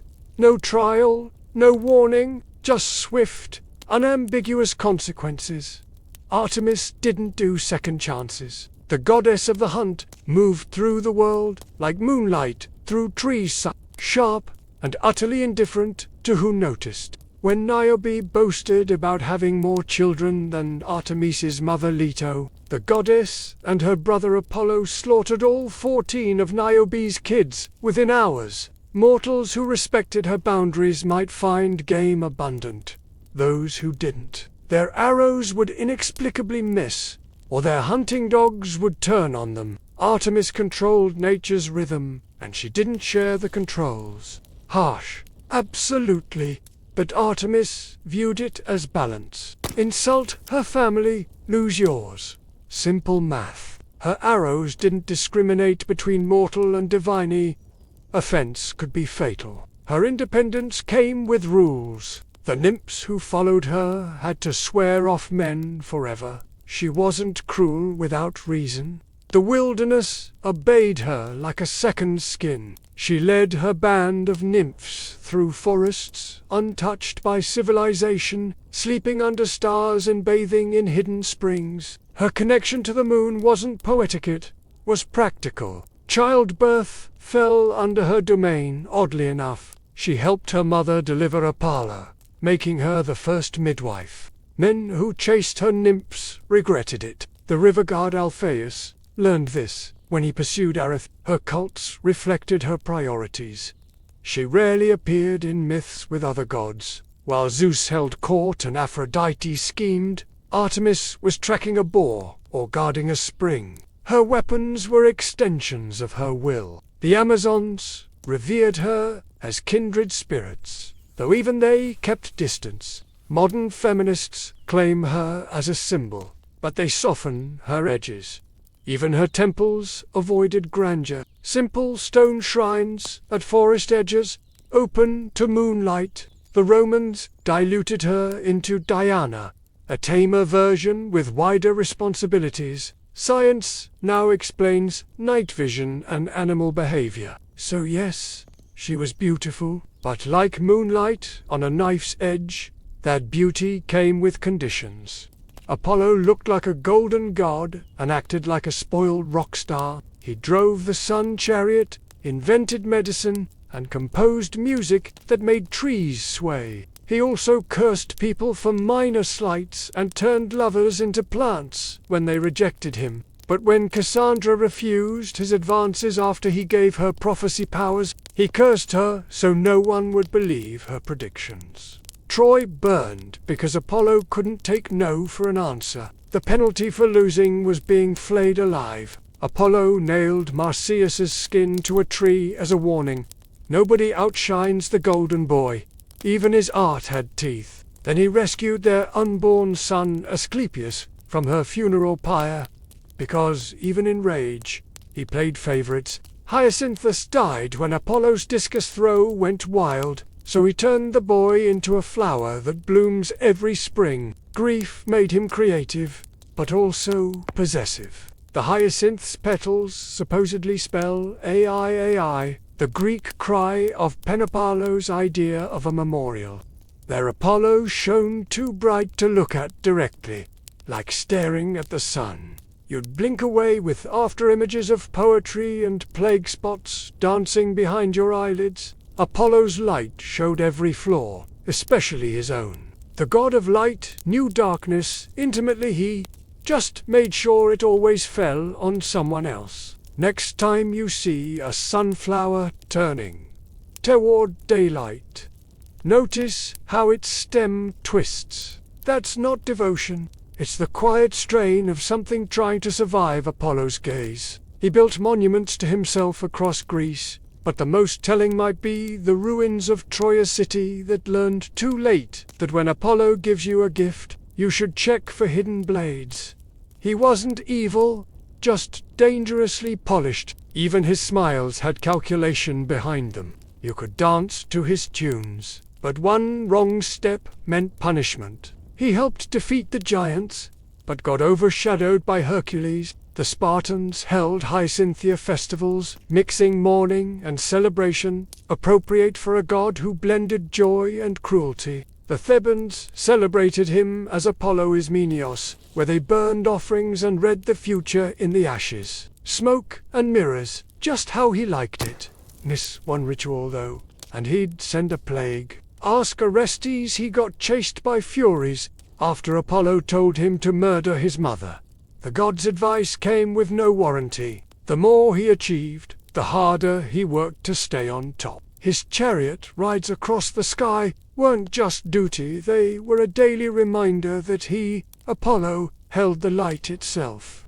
That's Apollo's legacy, gifts that might save you or ruin you, depending on his mood. The next time you hear a perfect song that gives you chills, remember that beauty has claws. Apollo never gave anything without strings attached. The strings just looked golden in the light. No pressure. He doled out miracles like a vending machine. Insert proper worship, receive blessings, offend him, and the machine ate your coins. This was a god who could heal your sickness in the morning and give you plague by afternoon. The Greeks called him the most beautiful Olympian, but they whispered about his temper behind his back. Take the Daphne incident.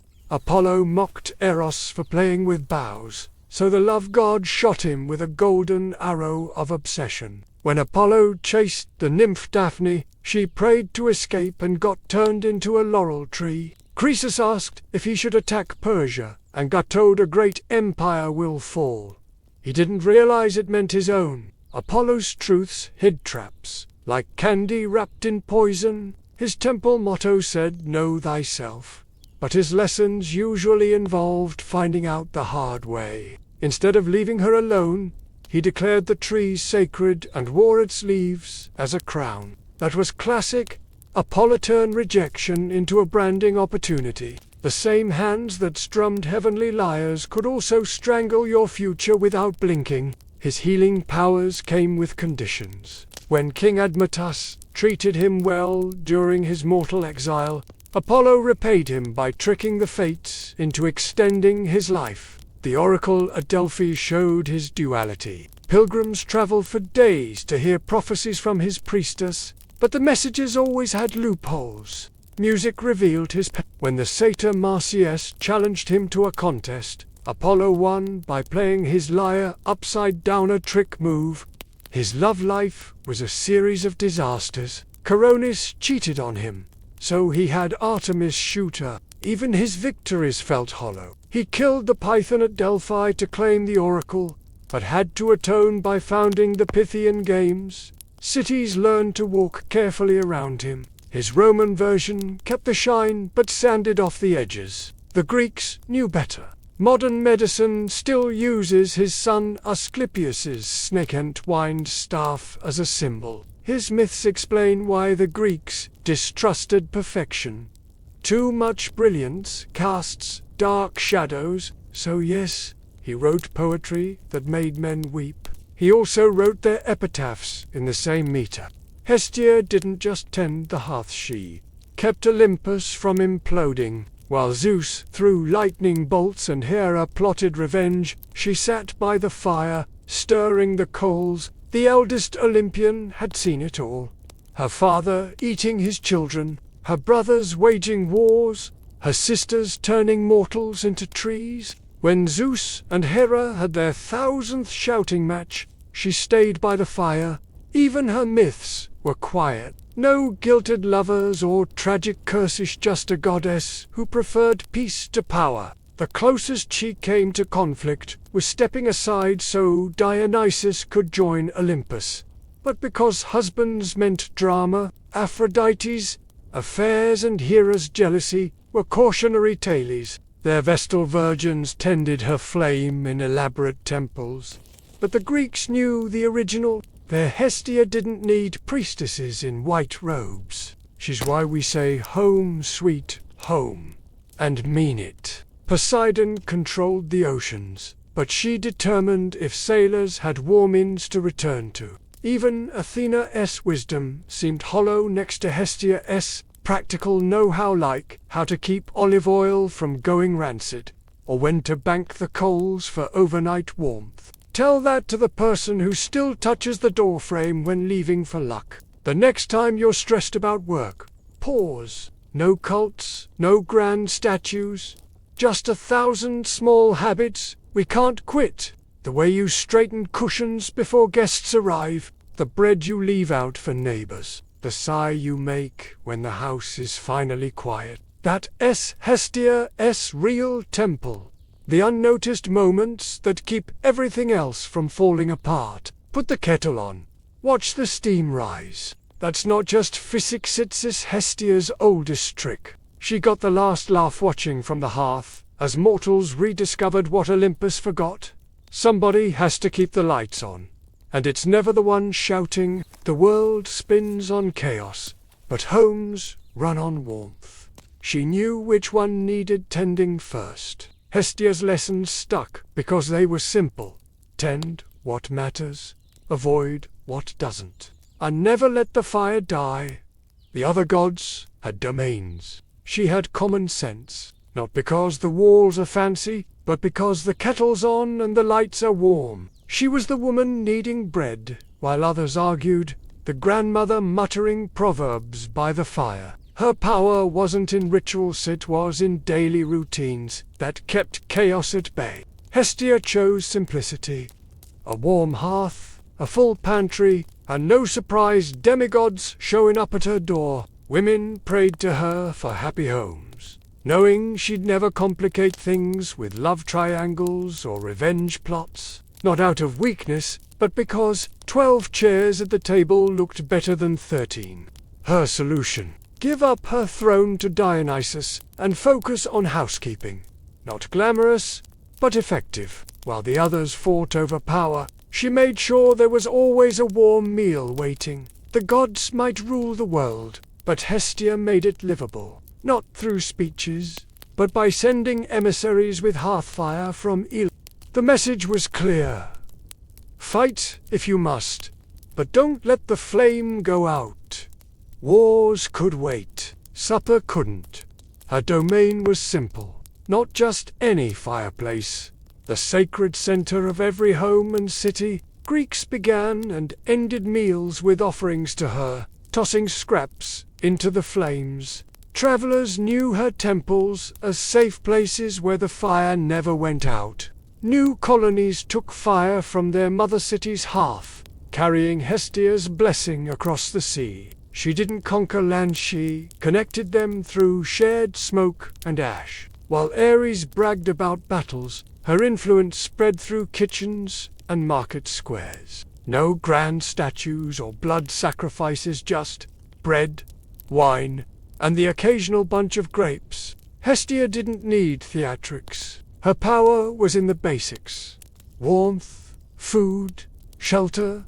Forget her, and your house might burn down. She avoided drama like Artemis avoided cities. When Apollo and Poseidon fought over Delphi, she didn't pick sides. Cities relied on her more than they admitted. Every Greek town kept a public hearth with her eternal flame. Snuff it out, and bad luck followed. Her family underestimated her. Zeus gave her the first offering at feasts, then forgot about her. The other gods treated her like a glorified maid, nodding when she passed the wine but never asking her opinion. They didn't realize she held the one thing they couldn't buy: stability. No temples crumbled under her watch. No earthquakes disturbed her flames. While Poseidon shook the earth and Athena schemed, Hestia kept the home fires burning. The Pantheon's glue didn't come in a fancy bottle, it was hearth smoke and quiet consistency. Marriage wasn't her style. She vowed eternal virginity. Not out of prudishness, Romans renamed her Vesta and turned her cult into a spectacle. Modern homes still echo her habits. That morning coffee ritual, Hestia's legacy. The way you double-check the stove before leaving, that's her too. Her siblings never noticed her influence. Zeus bragged about ruling the sky. but Hestia decided whether his temples had working fireplaces. The few times she spoke up, everyone listened. During the first Olympic Games, she suggested the truth between warring cities. Science now explains fire safety and food preservation. So yes, she lacked epic poems and flashy temples, but her legacy outlasted them all. Her final insult, history barely remembers her. The gods had their dramas. She had her flames. They got the legends. Persephone didn't just survive the underworld, she conquered it. The girl who vanished one spring afternoon returned as a queen. Her childhood left to rot alongside the pomegranate seeds that sealed her fate. By consuming them, she bound herself to Hades, legally, trading victimhood for authority. The gods couldn't undo it, not even Zeus. So the compromise was born. Half the year above ground, half below. On the surface, it looked like shared custody. In reality, Persephone had outmaneuvered everyone. She turned her abduction into a promotion. Abducted by Hades while picking flowers, she could have stayed Demeter's weeping daughter forever. Unlike Zeus's conquests, she wasn't hidden away or discarded. Their mysteries reenacted her abduction, but focused on her return. Initiates drank barley water mixed with mint Persephones. Favorite wild priests whispered secrets about life after death. Their reunions were joyous, their separations heartbreaking. Yet Persephone never wavered in her duties below.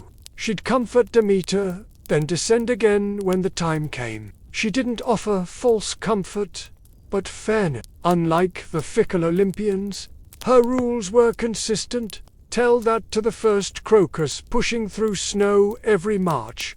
Persephone's myth endures, because it's not about astronomy, it's about resilience. The maiden became queen without losing herself, proving trauma could transform without destroying. Persephone walked both worlds because she belonged to both. Not as a prisoner or a goddess. Crowns fit best on those who know their worth with or without sunlight. It was the original comeback tale, and she's still writing it, one pomegranate seed at a time. But as someone who'd looked into the abyss and decided what to make of it, her story says darkness isn't permanent, but neither is light.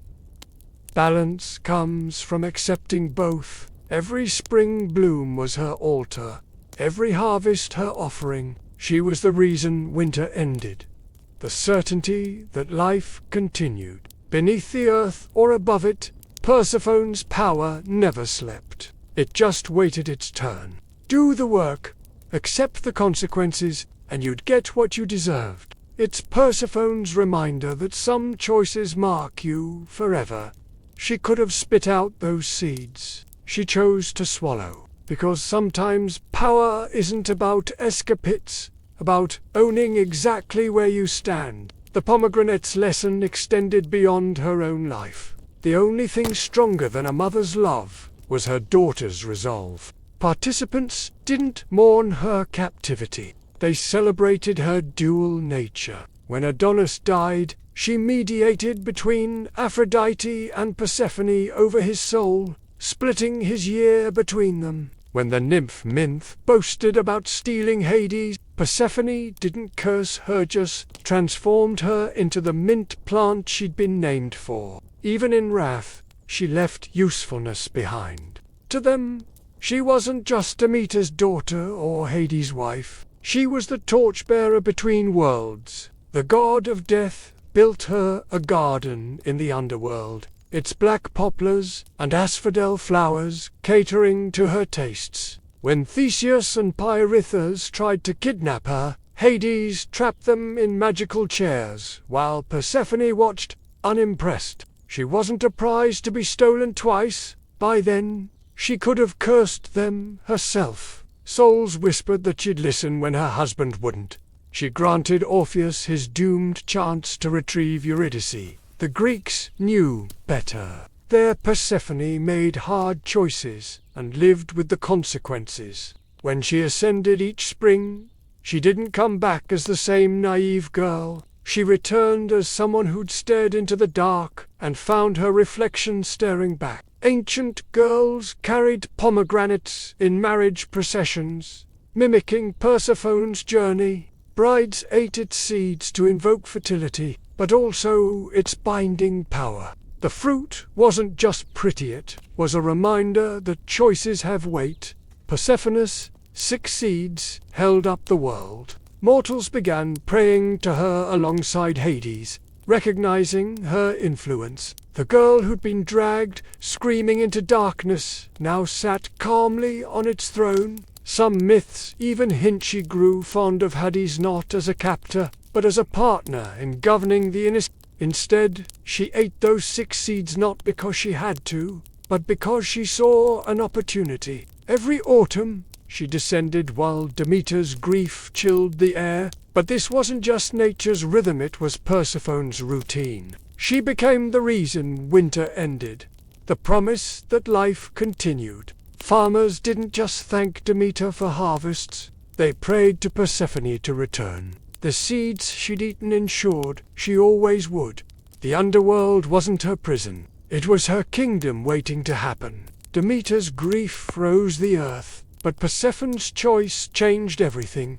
Those seeds weren't just food, they were a contract. The underworld adapted to her presence. Where Hades ruled with grim efficiency, Persephone brought nuance. Her power grew in cycles. Every spring, she emerged with flowers blooming at her footsteps. The pomegranate became her symbol for good reason. Its juicy red arils hid beneath a tough rind, much like her strength hid behind myths of fragility. Hades never treated her as lesser. Eleusis worshipped her differently. Modern retellings soften her, painting her as a passive figure swept along by fate. Her mother never fully accepted it. Demeter's grief created seasons, but Persephone's decisions defined them. Oddly, she protected women more than any other goddess. The dead feared Hades, but respected her. Souls arriving in the underworld often saw her first, her presence tempering their terror. Science now explains seasons with planetary tilt. The next time you bite into a pomegranate, notice how the juice stains your fingers red. That's not just fruit. Her final proof. The underworld never changed her. It revealed her. The Greeks didn't build many temples to her. They didn't need to. So yes, she was taken. But she wasn't taken advantage of. The myths call her queen for a reason. Psyche's beauty cursed her with the worst kind of isolation. People worshipped her like a statue admired, but never touched. The response was worse than anything. Psyche would marry a monster and be left on a mountain. The kind of prophecy that makes you want to double-check which god you offended. Psyche accepted her fate with eerie calm. Maybe she'd been alone so long that even a monster husband sounded better than nothing. They left her on the cliffside as instructed, waiting for death or marriage, whichever came first. Psyche stood at the edge, weighing her options until a river spirit whispered adverse wait until twilight, when the rams slept. Cliffs surrounded its source, with water that flowed upward against stone. Even the location was a tonko near death for love. Then an eagle, sent by Zeus, swooped down with a vial. Divine intervention, but not the kind Aphrodite expected. The goddess had assumed only she could pull strings. Normally, beauty is the prize here. It was the obstacle. Psyche's looks started the trouble, but her persistence solved it. Eros had to defy his mother, then forgive being burned literally by curiosity. Their happy ending came with scars. Love wasn't just hearts and flowers, it was aunts working overtime, near fatal river trips, unlearning when to accept help. Psyche's beauty cursed her, but her decisions saved her. She went from being worshipped for her face to earning respect for her choices. Everyone knows what it's like to want something just out of reach. They're veterans of the original impossible task, allies in the war against unreasonable expectations. Psyche might be a goddess now, but she didn't start that way. She was just someone who refused to quit, even when the odds were stacked higher than a mountain of unsorted grain, to work for it, fail, and keep going anyway. Psyche and Eros got their happy ending, because they earned it one stubborn decision at a time. The myth says love endures, because it's tested. The unspoken part, the testing never really stops. You just get better at handling it. Psyche didn't get a fairy godmother.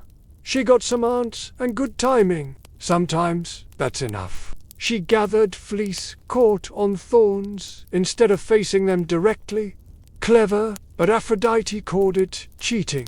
The goddess wanted suffering, not where Aphrodite represented fleeting passion, Psyche embodied lasting connection. Their union showed love. Tested is stronger than love. Handed over. Her face emptied temples of Aphrodite, which never ends well. He granted Psyche immortality, making her a goddess of the soul. A neat solution. Aphrodite couldn't torment an equal. Eros got his wife. Psyche got divinity. And everyone pretended this wasn't entirely about sticking it to Aphrodite. When mortals start neglecting goddesses for a human girl, someone's going to get punished. The tasks weren't about proving worth, they were about breaking Psyche. Instead, Psyche showed something unexpected, the ability to accept help. The ants, the river spirit, the eagle nun acted alone. They formed a quiet rebellion against Aphrodite's pettiness. The goddess of love underestimated how others might root for Psyche. Psyche became adored but untouched, a prisoner of her own perfection.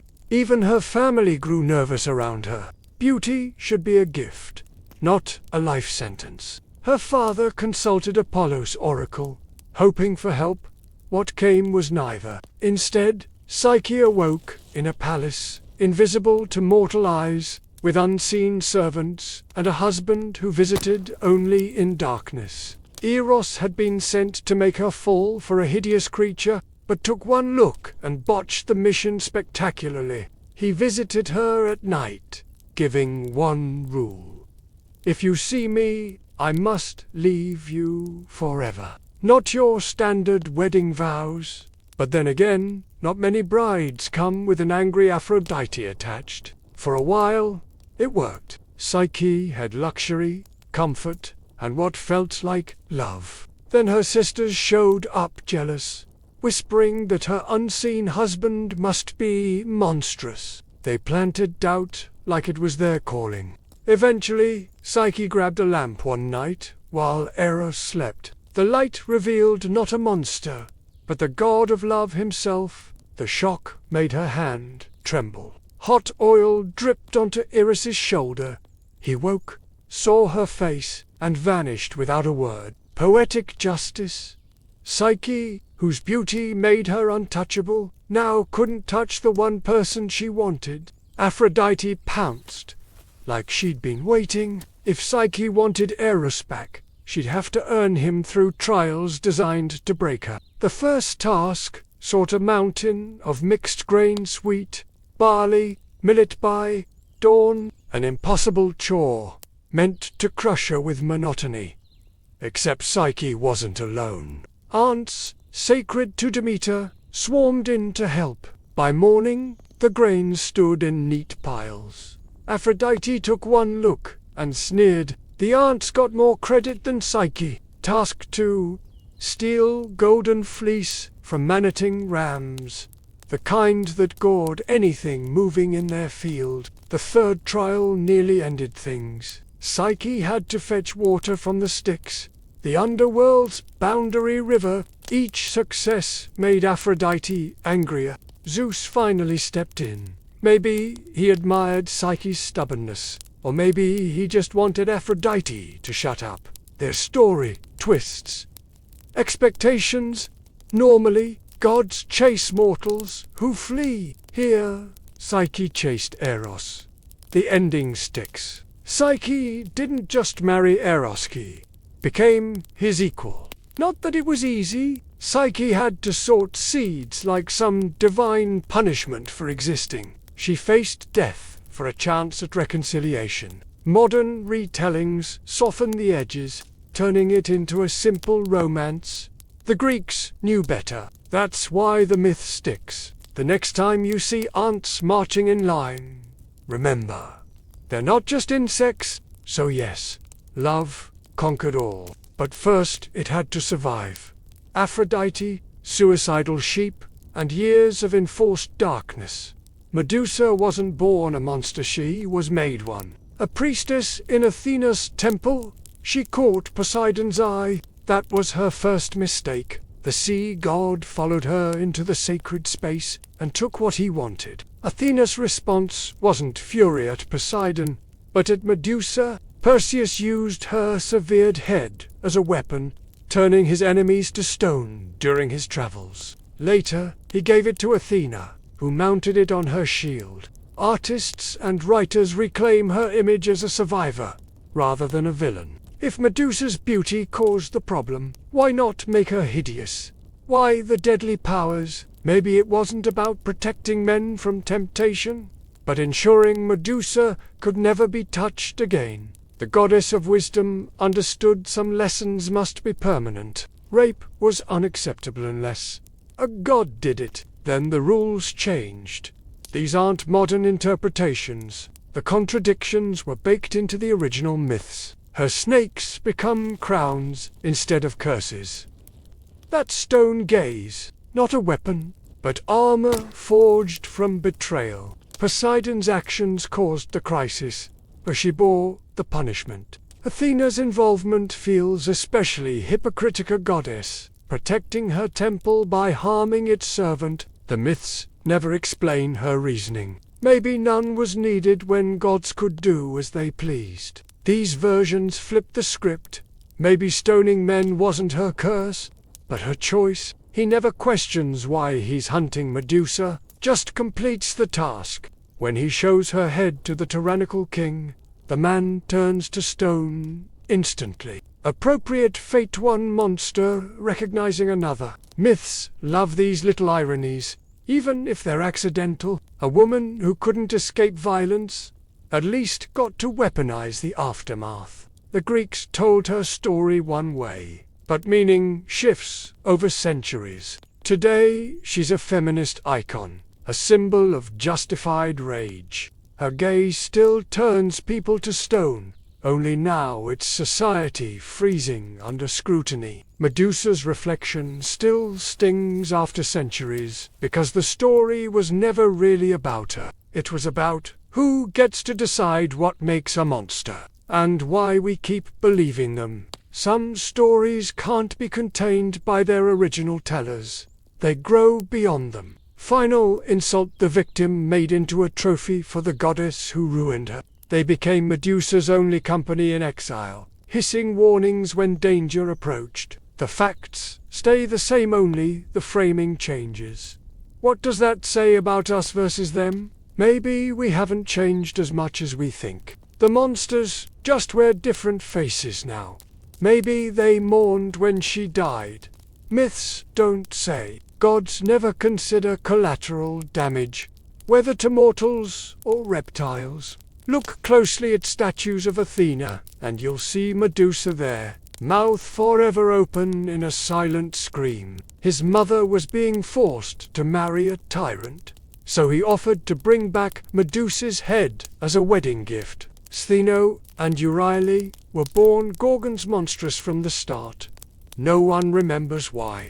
Myths treat their existence as set dressing for Perseus's adventure. Priestesses that would display Medusa's face to ward off evil, a protective talisman made from the punished. The victim's image now kept others safe, though no one saved her. Athena's followers used what remained of Medusa for their own benefit. Nothing was wasted, not even suffering. At least Medusa got a history, however tragic. The others were just obstacles with scales and fangs. Another case of Greek mythology forgetting its extras, not to save anyone as a party favor. The kind of gift that says congratulations on your forced marriage.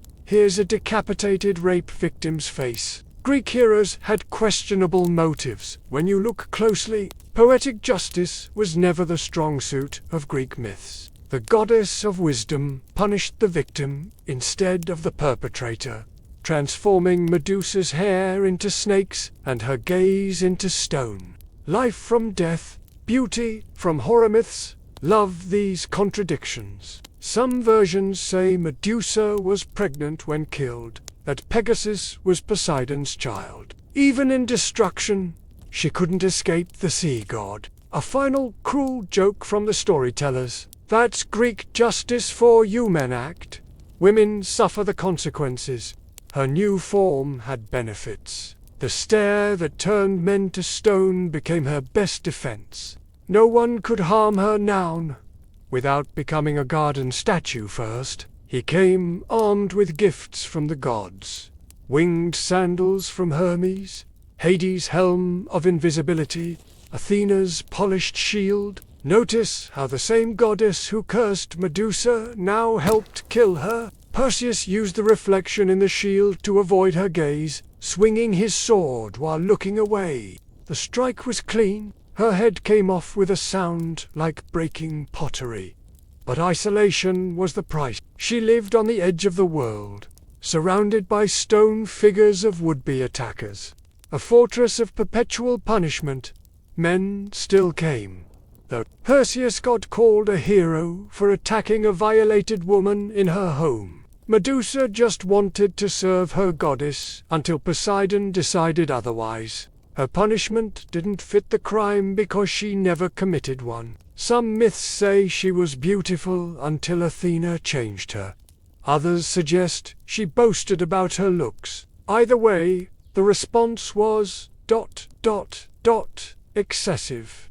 The myth never explains why pride, maybe, or the thrill of facing something dangerous. Their frozen faces became warnings to the next would-be hero. Enter Perseus, the golden boy with a divine checklist: slay the monster, save the girl. All that nonsense. Even decapitated, she still had power. The story asks who the real monster was. Poseidon walked away untouched.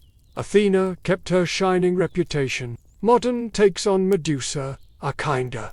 Athena's logic was twisted. Perseus's quest seems heroic until you examine the details. Medusa's sisters got the same treatment without the backstory. Her death wasn't the end. From her blood sprang Pegasus, the winged horse. The temple where it all began tells its own truth. Modern psychology has a term for what happened to Medusa: victim blaming. Perseus lacks self-awareness throughout. Medusa's legacy is complicated. Monster or victim, warning or inspiration. The snakes might have been the kindest part of Athena's curse. There's power in retelling. Each generation molds Medusa to fit its needs. Ancient Greeks saw a cautionary tale. Modern readers see injustice. Her temple is gone, but the questions remain. Why punish the vulnerable? Why reward the cruel? Myths don't offer answers, they hold mirrors. So there you have it, the Olympians, in all their dysfunctional glory. Zeus solved problems by creating more demigods, Hera by cursing innocent women, and Poseidon by flooding cities when annoyed. Their solutions usually made things worse, proving even gods couldn't get it right. That's why these myths stuck around. They show power doesn't equal wisdom. Tonight's stories weren't about perfect beings, but familiar flaws scaled up to divine proportions. The Greeks understood gods behave like people, just with better special effects. Now, close your eyes, let the hearth fire dim, and rest easy knowing even immortals couldn't keep their drama together. Good night, mortals.